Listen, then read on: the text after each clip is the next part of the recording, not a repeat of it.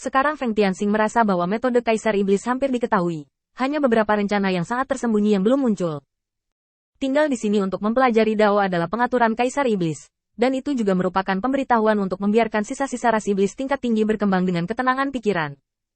Selama tubuh utama Feng Tianxing ada di sini, selama mereka masih di bawah pengawasan mereka, mereka secara alami dapat berkembang dengan ketenangan pikiran.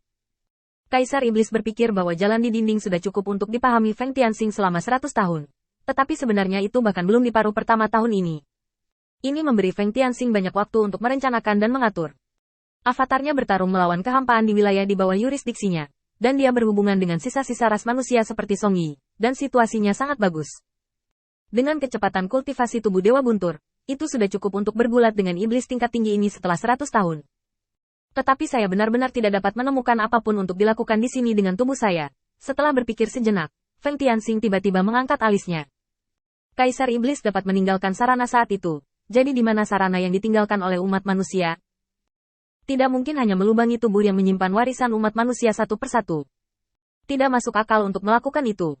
Jika iblis tidak dihancurkan, warisan yang mereka tinggalkan hanya akan diperoleh oleh iblis. Dan itu hanya akan dimiliki oleh iblis. Saat metode yang ditinggalkan oleh Bai Guanxing terungkap, semakin Feng Tianxing memikirkannya, semakin dia merasa itu tidak masuk akal. Bagaimana itu bisa diwariskan dengan cara ini? Tidak peduli seberapa buruknya, masih ada 10 ras manusia yang berhasil menyerah saat itu. Dan mereka dapat menyebarkan catatan secara diam-diam, sama seperti mereka dapat memberikan panduan latihan Feng Ming sendiri. Itu sama sekali tidak perlu. Tepatnya, ini lebih seperti penyamaran, sarana untuk membingungkan iblis. Dengan pemikiran ini, Feng Tianxing diam-diam memadatkan avatarnya untuk menjelajahi tanah iblis. Dia membutuhkan warisan yang ditinggalkan oleh umat manusia, dan dia perlu melihat apa yang tersimpan di dalamnya.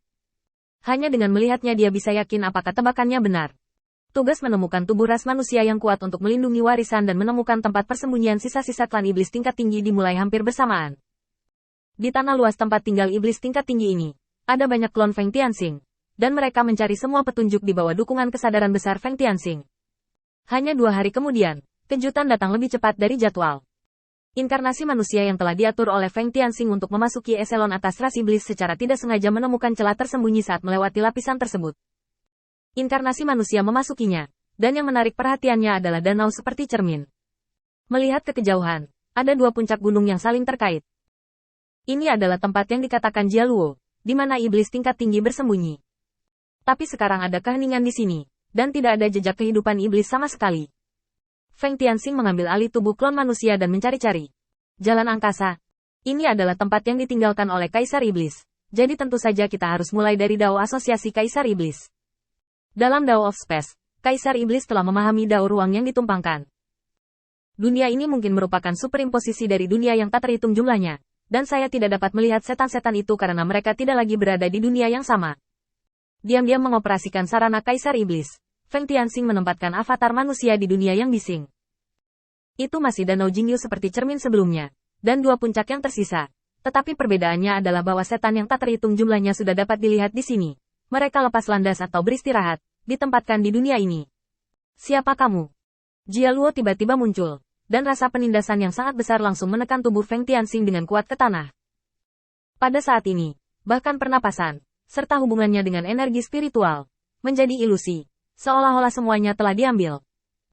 Kesadaran Feng Tianxing sudah sangat kuat, tetapi masih ditekan dengan kuat oleh Jialuo. Kekuatan kedua belah pihak sama sekali tidak seimbang. Melihat avatar manusia akan dihancurkan, Feng Tianxing tiba-tiba mengangkat kepalanya. Matanya tertuju pada posisi Jialuo. Saya mendengar bahwa ada keindahan tiada taraf di sini, jadi saya datang ke sini untuk berkunjung.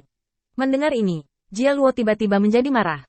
Ras manusia biasa berani datang ke tanah iblisku untuk menemukan gadis iblis. Kamu mencari kematian. Mengikuti raungan marah Jialuo, kekuatan agung itu tiba-tiba hancur. Feng Tianxing berjuang untuk membebaskan tangannya, dan mengeluarkan bunga lemah di angin yang berlama-lama. Kelopaknya tersapu dan dihancurkan oleh angin kencang. Feng Tianxing tampak sangat tertekan, dan dengan cepat mengulurkan tangan untuk melindungi bunga itu. Aku juga meminta iblis senior untuk menjaga bunga ini. Ini hanya salahku karena merindukan, bukan kesalahan bunganya. Angin kencang dan kencang tiba-tiba menghilang tanpa jejak, mengguncang langit dan bumi. Dan sumur kuno itu tetap sunyi, semua dalam pikiran Jialuo. Dia menatap bunga itu untuk waktu yang lama, dan tiba-tiba muncul di sebelah Feng Tianxing, memandangi tubuh daging orang lain dengan jijik. Jika Anda dapat menjawab dua pertanyaan saya dapat mempertimbangkan untuk membiarkan Anda pergi. Pertama, mengapa kamu mengirim bunga terlepas dari hidup dan matimu sendiri?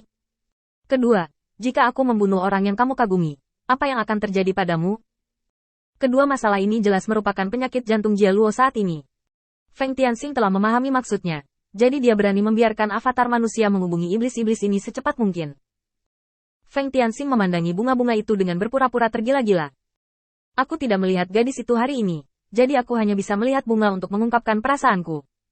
Karena aku tidak bisa mengantarkan bunga, mengapa senior harus menghentikan obsesiku terhadapku, seorang manusia? Jika kamu membunuh orang yang aku suka, jika aku bisa hidup sehari, aku akan membuatmu gelisah selama sehari. Jika kamu kuat, aku akan berkultivasi menjadi lebih kuat darimu, dan aku akan membalas dendam. Kata-kata ini langsung menyentuh hati Jia Luo. Betapa dia ingin Putri Kaisar Iblis memiliki kesadaran yang sama. Fight-lah yang membunuh orang yang disukainya. Jadi kenapa dia tidak berani berdiri dan membunuh Fight? Setelah hening sejenak, Jia Luo merasa bahwa umat manusia ini harus tetap tinggal. Kalau begitu izinkan saya bertanya kepada Anda, mengapa beberapa orang kehilangan orang yang mereka cintai dan tidak pernah pulih? Feng Tianxing tersenyum tak berdaya, menanam kembali bunga di tangannya ke dalam tanah, dan mengangkatnya dengan hati-hati.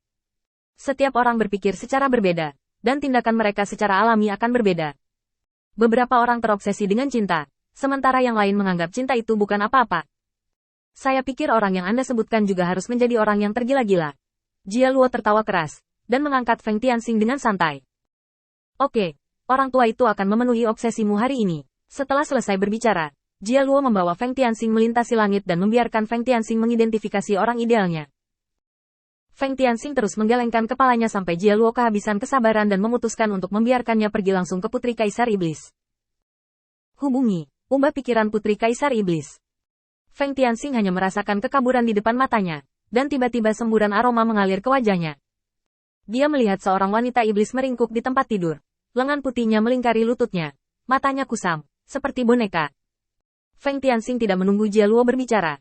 Dia melangkah maju, mencari di tubuhnya. Berpura-pura tiba-tiba tercerahkan, dan dengan cepat menatap Jia Luo. Senior, bungaku, Jia Luo mencibir, mengambil bunga itu dari udara, dan melemparkannya ke tangan Feng Tianxing. Katakan padanya apa yang kamu lakukan ketika kamu kehilangan orang yang kamu cintai.